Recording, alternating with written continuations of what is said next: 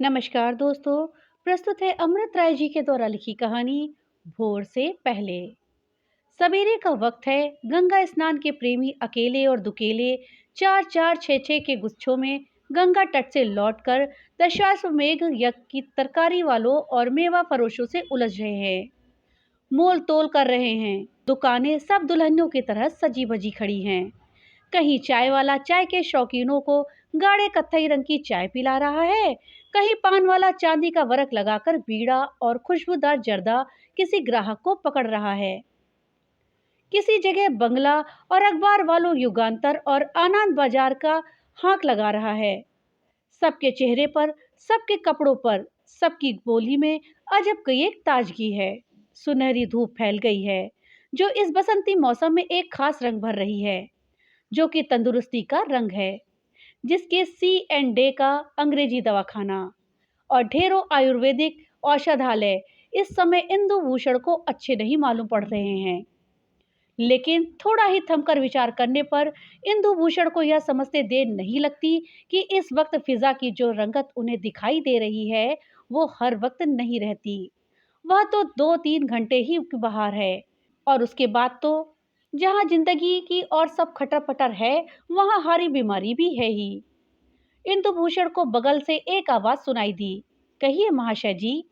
इंदुभूषण को इसका जरा भी गुमान नहीं था कि यह वाक्य उसी पर फेंका गया है, लिहाजा वह अपने विचारों के प्रवाह में उसकी धीमी चाल से आगे घाट की ओर बढ़ता जा रहा था। इंदुभूषण को अपनी ओर मुखातिब न होते देखकर वह काफी गठी हुई सी मगर अब झूली झूली मांसपेशियों का अधेड़ ठिगना सा गुंदमी रंग का आदमी एक हाथ में कुछ साग और बैगन वगैरह एक छोटे झोले में और दूसरे हाथ में एक 1.5 पाव आध शेर का रोहू का बच्चा लिए सामने आ खड़ा हुआ। बोलिए ना, कैसा है आप? हम आपको आवाज दिया, आप सुना नहीं? इंदुभूषण ने उसे पहचाना नहीं। उस व्यक्ति का हुलिया से, खासकर उसकी बाईं आंख की फुल्ली से इंदुभूषण को यह चेहरा कुछ पहचाना हुआ सा तो लगा। बस इतना कि हाँ, यह शक्ल कहीं देखी है, मगर कब और कहाँ ये बिल्कुल याद नहीं पड़ता था। इसी विस्मृति की रेखा को पढ़कर उस व्यक्ति ने इंदुभूषण से कुछ भी कहने से पहले कुछ मुस्कुराकर अपनी जेब मिटाते हुए कहा, आप हमको पहचाना नहीं? हम आपका पड़ोसी, आपका टोला में हमारा भी बाड़ी है। अब इंदुभूषण को एक एक करके सभी बातें याद आ गई। अभी उस रोज यही बंगाली बापू तो उस छोर वाले मकान में आए हैं। अभी 7 दिन भी नहीं हुए होंगे। यह और इनकी 3 लड़कियां। याद आ गया बंगाली बाबू? जरा देर लगी, माफ कीजिएगा। पहले कभी भेंट नहीं हुई थी इसी से। कहिए, घर में अच्छी तरह तो जम गए हैं आप? घर अच्छा है ना? बाहर से तो अच्छा लगता है। एक रकम भालो बाड़ी। हम लोगों का परिवार भारूप नहीं है। आपके साथ बस आपकी 3 कन्याएं हैं शायद।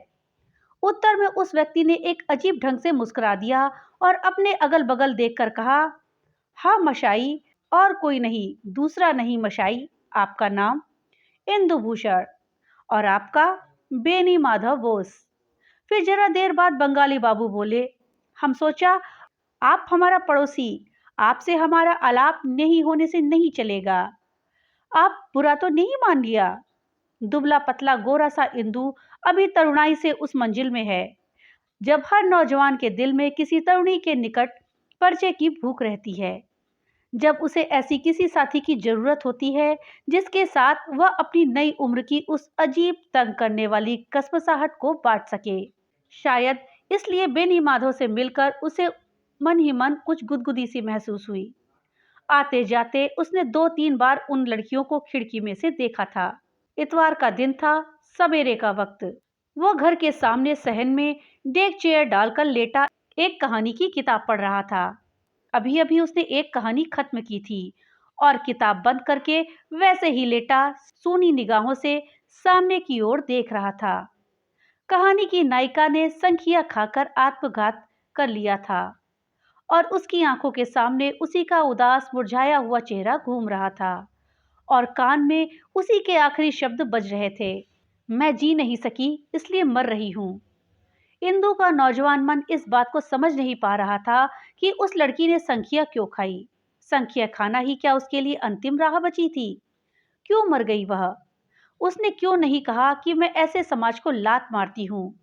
साहस, संख्या खाने का साहस था। उसका मन नायिका के आत्मघात पर विफल आक्रोश से भर रहा था। विफल आक्रोश इसलिए कि खुद उसके मन में यह कहीं पर यह चोर था कि समाज को लात मारने की बात कहना कितना आसान है, लात मारना उतना आसान नहीं है। अभी वह इस कश्मकश में था कि बेनी माधव बाबू फाटक पे दाखिल हुए। वह धोती और मैली सी पूरी बाह की कमीज पहने, जो कभी सफेद रही होगी। किसी नए घर में पहले पहल दाखिल होते समय जो झिझक आदमी को होती है, वही झिझक बेनी माधव को भी हो रही थी। फाटक खोलकर अंदर दाखिल हुए थे और आगे बढ़ने से पहले अपने इर्द गिर्द चौकन्ने खरहे की तरह देख रहे थे कि इंदु भूषण ने उठकर उनका स्वागत किया। आइए बंगाली बाबू, आज इधर कैसे भूल पड़े। बंगाली बाबू ने वहीं से कहा, धन्यवाद धन्यवाद, आप ठीक तो है। इंदु का स्वस्थ ताजा चेहरा बेनी माधव को इस निरे शिष्टाचार वाले सवाल का सबसे अच्छा जवाब था। उन्हें कुर्सी देते हुए इंदु ने कहा, जी मैं बिल्कुल ठीक हूँ, आप अलबत्ता कुछ कमजोर दिखाई दे रहे हैं। बेनी बाबू ने कहा, आपने तो जाने इंदु बाबू, आप तो जानता हमारा जिंदगी। जो बात हमारी सहानुभूति उभारने के लिए ही कही गई हो, उसे सुनकर सहानुभूति के दो शब्द न कहना मुश्किल होता है। इंदु ने कहा, सचमुच बड़ी कठिन जिंदगी है आपकी। आपकी बड़ी लड़की की उम्र क्या होगी बंगाली बाबू। बेनी माधव इस सवाल का आशय कुछ खास नहीं समझे, लेकिन इतना जरूर उनके मन में कौंधे की तरह चमक गया कि इस आदमी से आत्मीयता बढ़ाने के लिए इस मौके का इस्तेमाल होना चाहिए। बेनी माधव ने अगल बगल देखकर दबे हुए स्वर में कहा, जैसे कोई गोपनीय बात कह रहे हो। जिस लड़की की बात आप कर रहा है इंदु बाबू, उसका उम्र 20 साल है। उसका नाम माधवी है। उससे छोटा जो लड़की है, उसका नाम पुतुल है। उसका उम्र 18 साल है। और हाशी, वो तो अभी बच्चा है। कहकर वह झेप पिटाने जैसी हंसी हंसा, एक विचित्र खोखली हंसी। इंदु को इतने तफसीली जवाब की उम्मीद न थी। वह तो यूं ही उससे सहानुभूतिवश पूछ लिया था, यह समझकर कि शायद सयानी लड़की की शादी की चिंता में बंगाली बाबू खुले जा रहे हैं। और बंगाली बाबू थे कि वंश वृक्षी खोलकर बैठ गए। इंदु को उस चीज से कुछ उल्हन सी महसूस हुई, मगर उन्होंने कुछ कहा नहीं। थोड़ी देर चुप बैठकर उन्हें देखता रहा, फिर बोला, अच्छा बंगाली बाबू, अब आज्ञा दीजिए, मुझे एक जगह जाना है। और पीछे कुर्सी को सरकाया। इंदु को उठता देखकर अब बंगाली बाबू को उलझन हुई। अभी तो बात का सिलसिला ठीक से जब ही नहीं पाया था और यह आदमी उठकर चला जा रहा है। काम की बात अभी हुई ही नहीं थी और शब्द जैसे मछली के कांटे की तरह गले में फंस गए हों। उनके मुंह तक आ आकर रुक जाती थी। अपनी लड़कियों की चर्चा निकालने में भी उनका मकसद यही था कि यह जो मछली का कांटा उनके गले में फंस रहा था, उसे पानी के सहारे नीचे उतार दें। इतने में ही इंदु कुर्सी से उठ गया। उसकी देखा देखी बंगाली बाबू भी कुर्सी से उठ तो गए, मगर इंदु की नजर बचाते हुए दूसरी ही किसी तरफ देखते खड़े रहे। इंदु समझ गया कि बंगाली बाबू मुझसे कुछ कहना चाहते हैं जो कह नहीं पा रहे हैं। इंदु ने उसे सहारा देने की गरज से कहा, मेरे योग्य कोई सेवा बंगाली बाबू। डूबते को तिनके का सहारा मिला। कभी कभी बात को बगैर घुमाए फिराए सीधे कह देना ही कुल मिलाकर आसान पड़ता है। कुछ यही सोचकर बंगाली बाबू ने अगल बगल देखकर कुछ सहमे से स्वर में कहा, आप हमको 10 रुपया देने सकेगा। आपके रुपया हम एक सप्ताह की वहाँ पेनरों में दिन में फेरोत दे देगा। आज हमारा भीषण तागेद। इंदु ने कुछ नहीं कहा। अंदर से 10 रुपए का एक नोट लाकर बंगाली बाबू के हाथ में दे दिया और नमस्ते करके फौरन अंदर चला गया। इसको इस ख्याल से ही घुटन होती थी कि यह आदमी जो गरज का मारा मेरे पास आया है, इस 10 रुपल्ली को पाकर मेरे सामने खीस निपोरेगा। लेकिन अंदर जाकर इंदु तत्काल फिर बाहर आया। वह चलते चलते बंगाली बाबू से कहना चाहता था कि वे अपनी लड़कियों को इस बात के लिए रोक दे कि खिड़की में बहुत ना खड़ी रहा करें, क्योंकि शहरों में तो फिर आप जानते ही हैं। उसके बाहर आने जाने तक बेनी माधव बाबू फाटक के बाहर हो चुके थे। उसने उन्हें पुकारना ठीक नहीं समझा। सोचा फिर कभी कह दूंगा। कई दिन बीत गए। गोधूली का समय था। इंदु कॉलेज से लौट रहा था। आज उसे लाइब्रेरी में बहुत देर लग गई थी। उसका घर पक्की डामर की सड़क से कोई 150 गज भीतर को हटकर था, जहां डामर की सड़क छोड़कर ऊबड़ खाबड़ कच्चे रास्ते में दाखिल होते हैं। ठीक वहीं बेनी माधव का पीला मकान है। पुतुल दरवाजे पर ही खड़ी थी। पुतुल ने उसे आवाज दी, इंदु बाबू।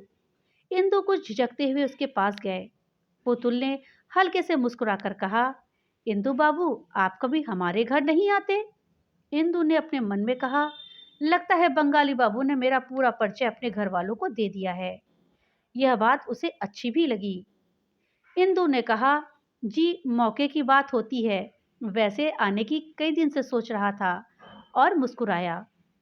इंदु की मुस्कुराहट से पुतुल के दिल में भी धक्का सा लगा। बोली, आइए। इंदु ने कहा, अभी नहीं, घर पर लोग सब बाट देख रहे होंगे। हो सका तो 1 डेढ़ घंटे बाद आऊंगा। पुतुल ने उसी अंदाज से कहा, जरूर आइएगा, और फिर मुस्कुराई। इंदु वहां से चला तो उसके पैर हल्के पड़ रहे थे। घर में दाखिल होते ही एक छोटा सायाबान था, जो बिल्कुल अंधेरा पड़ा था। उसमें एक टूटी कुर्सी एक कोने में पड़ी थी। वहां मेरी माधव बाबू को ना पाकर इंदु को और आगे बढ़ने में झिझक महसूस हुई। सायाबान के पास ही एक बहुत सीला हुआ सा आंगन था, जिसमें एक अंधी सी लालटेन एक तरफ को रखी हुई थी, जिसमें लाल लाल रोशनी निकल रही थी। लोहे का एक जंगला आंगन की छत थी। एक अलगनी पर 3 4 कपड़े सूख रहे थे। एक लाल पाट की साड़ी, 2 पेटीकोट, 2 3 बॉडिस। इंदु की हिम्मत और आगे बढ़ने की नहीं हुई। उसने आंगन में पैर रखते ही आवाज दी, बंगाली बाबू हैं? माधवी नीचे ही थी। इंदु की आवाज सुनी, बोली, आइए इंदु बाबू। इंदु ने पूछा, बेनी माधव बाबू नहीं हैं? माधवी ने कहा, कहीं गए हैं, अभी लौट आएंगे। आप ऊपर चलिए। और पुतुल को आवाज दी, पुतुल, तो हमारे इंदु बाबू ऐसो चेन। आंगन की बातचीत सुनकर पुतुल खुद ही नीचे आ रही थी। बोली, चलिए इंदु बाबू। इंदु ने मुस्कुराहट से उसका जवाब दिया, फिर कहा, अच्छा, मैं फिर किसी रोज आऊंगा। और चलने को हुआ, लेकिन पुतुल ने आगे बढ़कर उसका हाथ पकड़ लिया और उसे अपनी तरफ खींचते हुए बोली, आप ऊपर चलिए ना इंदु बाबू, बाबा आते ही होंगे। इंदु के पैर अब भी आगे नहीं बढ़े। पुतुल ने रूठने की अंदाज में घोट निकालते हुए कहा, आप इतना डरते क्यों हैं इंदु बाबू? आप तो पुरुष मानुष है और हम तो लड़की। आप क्यों डरता? और एक प्रकार से खींचते हुए ऊपर ले चली। बाई बगल से ही जीना था, सकरा सा। ऊपर जाकर इंदु ने देखा, अगल बगल 2 कोठरियां हैं। दोनों में एक एक खाट पड़ी है और दोनों में एक एक ढिबरी जल रही है। पुतुल ने कोठरी में दाखिल होते ही चटपट बिस्तर की चादर की शल दूर की और इंदु की ओर ताकते हुए कहा, आइए ना इंदु बाबू, हिया डरने का कोई बात नहीं है। आप हिया बैठिए, बाबा अभी आएगा, थोड़ा उपेक्षा करने होगा। इंदु का मन बार बार हो रहा था कि उतरकर भाग जाए, लेकिन पैर जैसे बंद से गए थे। जाकर पुतुल के बिस्तर पर बैठ गया। उसका दिल जोर जोर से धड़क रहा था। पुतुल ने ढिबरी स्टूल पर से हटाकर ताक पर रख दी और स्टूल वहीं पास ही खींचकर बैठ गई। 1 डेढ़ मिनट तक पूर्ण निस्तब्धता रही। फिर उसे भंग किया पुतुल ने, इंदु बाबू, आप बहुत बुरे हैं। और मुस्कुराई। इंदु का दिल जोर जोर से धड़कने लगा। उसने कोई जवाब नहीं दिया और वैसे ही सिकुड़ा सिमटा बैठा रहा। और फिर चंद लम्हों के लिए खामोशी छा गई। आपका ब्याह हुआ है इंदु बाबू? इस बेतुके सवाल का संदर्भ उसकी समझ में नहीं आया, लेकिन इसका जवाब आसान था। शायद इसी ख्याल से उसने कहा, नहीं। पुतुल ने उसके जवाब में कहा, और मुस्कुराई। इंदु ने अपने मन में कहा, जरा इसे तो देखो कैसे कह रही है। मुझे निरा मिट्टी का लोदा समझ लिया है इसने क्या? कैसी अजीब लड़की है। और एक बार जोर से उसका जी हुआ कि इस लड़की को, जो भी इतनी जवान है और जो सिर्फ इसके सताने के लिए उसके बगल में बैठकर इस तरह मुस्कुरा रही है, उठाकर इसी बिस्तर पर पटक दे और उसे किसी जगह ऐसा हवोक कर काट ले कि खून निकल आए। मगर उसने जब्त किया। अब तक सारी परिस्थिति कुछ कुछ उसकी पकड़ में आने लगी थी और एक अजीब खिन्नता उसके मन में भर रही थी। इसी तरह कोई 10 मिनट गुजर गए थे। तब तक बगल की कोठरी से किसी पुरुष की भनक इंदु के कान में पड़ी। उसने पुतुल से कहा, देखिए, बेनी माधव बाबू शायद आ गए हैं। पुतुल ने इस बार एक भिन्न प्रकार की हंसी के साथ कहा, नहीं इंदु बाबू, वो तो माधवी का दोस्त है, नलिन। एकाएक इंदु बिस्तर से उठ खड़ा हुआ। पुतुल भी उठ खड़ी हुई। उसके चेहरे पर न जाने कैसी घबराहट लिखी हुई थी। जाइएगा, चले जाइएगा। अभी से क्यों? आप बाबा को 10 टका दिया था ना? नहीं नहीं नहीं, पुतुल ने मना करने के अंदाज में कहा और जलते हुए होंठ इंदु के होंठ पर रख दिए। यह सब ऐसा बिजली की तरह हुआ कि इंदु एकदम बौखला गया। मगर तो कभी उसे लगा कि जैसे किसी ने उसके होंठ पर अंगारा रख दिया हो। गुस्से में उनकी आंखें लाल हो गईं और नथने फड़कने लगे। उसने झटका देकर पुतुल को अलग किया और मजबूत हाथों से उसके कंधों को पकड़कर पूरी ताकत से उन्हें झकझोरते हुए भारी सख्त आवाज में चिल्लाकर कहा, हाँ दिए थे, इसीलिए दिए थे।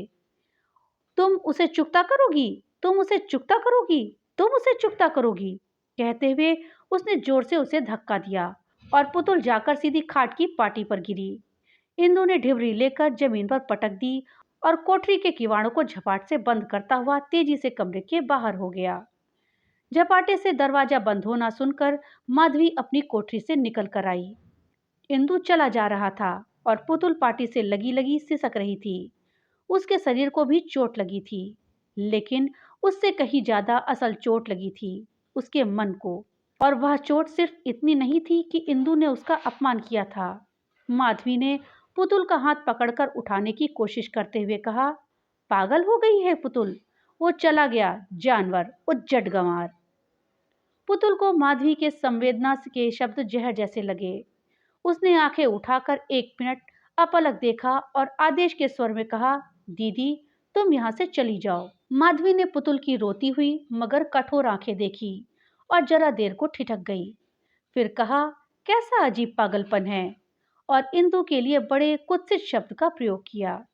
पुतुल की आंखों में शान की एक चढ़ी हुई कटार की सी चमक आई और उसे नागिन की तरह फुफकार कर किंचित चढ़े हुए स्वर में कहा, दीदी तुम इसी वक्त बाहर चली जाओ। माधवी बोली, जरा इसका बचपन तो देखो। बड़बड़ाती हुई बाहर निकल गई और पुतुल वैसे ही पाटी पकड़े रोती रही। कई दिन गुजर गए। माधवी पुतुल को पूरे वक्त उदास और खिन्न देखकर बहुत परेशान रहती थी। बात यह थी कि माधवी से भी ज्यादा पुतुल के ही सहारे इस मकान की ईंट टिकी हुई थी और अब वही पुतुल के आने जाने वालों की तरफ से उदासीन हो रही थी। माधवी को यह बात बुरी लगती थी और उसने 1-2 बार पुतुल को समझाने की भी कोशिश की, लेकिन पुतुल को तो जैसे माधवी की शक्ल से ही चिढ़ हो गई थी। हर बार जब माधवी उससे कुछ कहने की कोशिश करती, तब दोनों में अच्छी खासी जंग हो जाती। यहाँ तक कि एक रोज माधवी ने बड़े कुत्सित ढंग से कहा, हाँ हाँ बहुत देखे हैं मैंने तुम्हारे इंदु बाबू जैसे, अनेक देखे ची, नपुंसक, बड़ा ज्ञान देने चला है ढोंगी। इसके जवाब में पुतुल ने ऐसी भयानक आंखों से माधवी को देखा कि वो एक बार डर गई। पुतुल ने दांत पीसकर कहा, चुप माधवी। माधवी को पुतुल का स्वर सांप की फुफकार जैसा सुन पड़ा। माधवी का दिल भी कोई कड़वी जहरीली कांटे की तरह चुभने वाली बात कहने के लिए तिलमिला रहा था। उसने बड़े सादे अंदाज में कहा, लेकिन अपनी बात पे जहर भरकर कहा, अच्छा तो अब आप सती सावित्री बनेंगी और आपके सत्यवान? ओहो, वो जरूर जरूर, और बुरा भी क्या है? और ही करके हंसी। उस हंसी से पुतुल के रोंगटे खड़े हो गए और वो रो पड़ी। माधवी ने एकदम मर्म पर तीर मारा। पुतुल रोती रोती ही भागकर अपनी कोठरी में गई और उसे अंदर से बंद करके अपने बिस्तर पर आंधे ही गिर पड़ी और वैसे ही पड़ी, न जाने कब तक उस पहली चादर को भिगोती रही। माधवी ने विद्रुप से जिस उन्हीं शब्द का प्रयोग कर इंदु बाबू के लिए किया था, वही उन्हीं असंख्य आकाश युगनों की तरह उसके मन के आकाश में उड़ रहा था, जल रहा था और बुझ रहा था और मन को अच्छा लग रहा था, पर उससे रोशनी बिल्कुल नहीं हो रही थी, उतनी भी नहीं जितनी की ताक में रखी हुई शीशे वाली डिबरी से, जिसे इंदु ने पटक कर फोड़ दिया था और जिसे सवेरा होते ही माधवी ने फिर से मंगाकर रख दिया था। निराशा की उस काली घटा में जब जुगनू चमकते थे, तो जूही के फूलों की तरह सुंदर दिख पड़ते थे। लेकिन फिर अंधेरा और भी घना होता जाता था। पुतुल ने उठकर डिबरी को बुझा दिया और फिर पड़ रही। वह जितना ही इसके बारे में सोचती थी, उतना ही उसे अपनी जिंदगी एक दलदल के मानिंद नजर आती थी। सन 43 के उस बड़े अकाल के बाद उसके माँ बाप दोनों ही नहीं रहे थे और रिश्ते के इन मामा ने आगे आकर उनकी सरपरस्ती अख्तियार की थी। तभी से वो दलदल शुरू हुआ था और इस 2.5 साल में लगातार गहरा ही होता गया था। और अब क्या? अब कुछ तो नहीं हो सकता। और अनजान में ही एक सर्द आह उसके मुंह से निकल गई। मेरे जोर लगाने से क्या होगा? मैं जोर लगा भी सकूंगी? कहाँ है मेरे पास जोर? नहीं नहीं नहीं, कुछ नहीं, कुछ नहीं है। यह घर ही भुतहा है, खून चूस लेता है। मेरा कुछ नहीं हो सकता। मुझ में अब कुछ नहीं रहा। मुझे अब कोई कुएं से नहीं निकाल सकता। ये ख्याल आते ही उसे इंदु पर बेहद गुस्सा आया, जिसने उसके अंदर यह जहर का बीज बोकर उसके मन की शांति भी छीन ली थी। उसके आने के पहले जिंदगी जैसी भी थी, बगैर किसी बखेड़े के चल तो रही थी। अब ना तो उसे अपने छुटकारे का ही कोई रास्ता दिखाई देता था, ना ही माधवी की तरह इस घटना को अपने ऊपर से वैसे झाड़ ही पाती थी कि जैसे बतख अपने पंखों पर से पानी को झाड़ देती है। 2 रोज उसने परिस्थिति से पूरा असहयोग किया, लेकिन फिर घर के वातावरण ने, घर की असली कुआं खोद और पानी पी वाली हालत ने, खुद उसके 2.5 साल के जीवन की दैनंदिनी अभ्यास ने, जो कि खून का हिस्सा बन जाता है, उसके ऊपर जीत पाई और वह फिर धीरे धीरे अपनी पुरानी जिंदगी पर लौट आई। उसके अंदर कुछ कड़ियां जरूर टूटी थी, लेकिन नतीजे पर तत्काल उनका कुछ खास असर नहीं था।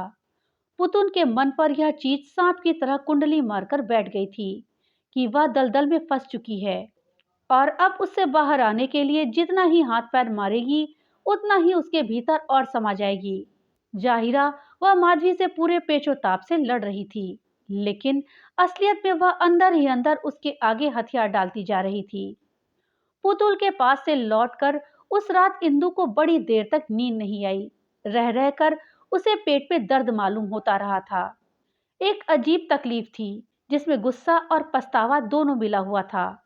उस वक्त उसे बेपनाह गुस्सा आ गया था, सही, लेकिन अब तो ज्वार उतर गया था और अब उसे ख्याल सता रहा था कि मुझे लड़की के साथ ऐसा क्रूर नहीं होना चाहिए था। तुम्हें क्या मालूम कि कौन आदमी किस मजबूरी का शिकार है। बड़े पारसा बनने चले हो। सबको अच्छा खाने को मिले और अच्छी तरह रहने को मिले और मन माफिक कपड़े पहनने को मिले, तो सब ऐसे ही पारसा हो सकते हैं। मगर इसके बाद भी शरीर बेचना उसके नजदीक एक ऐसा गंदा काम था कि इसके लिए वह पुतुल को या माधवी को या बंगाली बाबू को माफ नहीं कर सकता। और बड़ी कोशिश करने पर भी 2 बजे तक नहीं सो पाया। उसके मन ने जो एक मूर्ति अपनी गढ़नी शुरू ही की थी, उसे हकीकत के पहले ही बेदर्द हथौड़े ने तोड़कर जमीन पर उसके पैरों के पास डाल दिया था। एक हल्की सी गुदगुदी जो थी, उसे किसी ने चाकू मार दिया था। एक कली जो सिर्फ कली थी, जिसमें अभी गंध ना थी, उसे किसी ने चुटकी में लेकर मसल दिया था। इंदु को रह रहकर लगता कि उसे सांस लेने में तकलीफ हो रही है। उस दिन से इंदु ने उधर की ओर निकलना ही छोड़ दिया। उसने अब एक दूसरा ही रास्ता बना लिया था, जो कुछ लंबा जरूर पड़ता था, लेकिन इंदु को पसंद था। अगर और किसी कारण से नहीं, तो सिर्फ इसलिए कि उस पर बंगाली बाबू का घर नहीं पड़ता था और इस बात का डर नहीं था कि पुतुल सामने पड़ जाएगी या पुकार लेगी या बेनी माधव भटकते हुए सामने आकर खड़े हो जाएंगे और बड़ी सादगी से बोल पड़ेंगे, शे देना पाया था, हम बाड़ी में नहीं था। धीरे धीरे उस रात वाली घटना को महीने भर से ऊपर हो गया और इसी बीच इंदु के दिल का घाव भी अब वैसा हरा ना रहा और क्षोभ तो बिल्कुल ही मिट गया। उन लोगों के लिए इंदु के मन में अब केवल करुणा थी, लेकिन उनके सामने जाने का साहस उसके अंदर ना था। रात के 8 बजे होंगे। वो अपने कमरे में बैठा पढ़ रहा था। किसी ने दरवाजे पर हल्के से, जैसे डरते डरते दस्तक दी। इंदु ने दरवाजा खोला। पुतुल सामने खड़ी थी। पुतुल? इंदु ठिठक गया।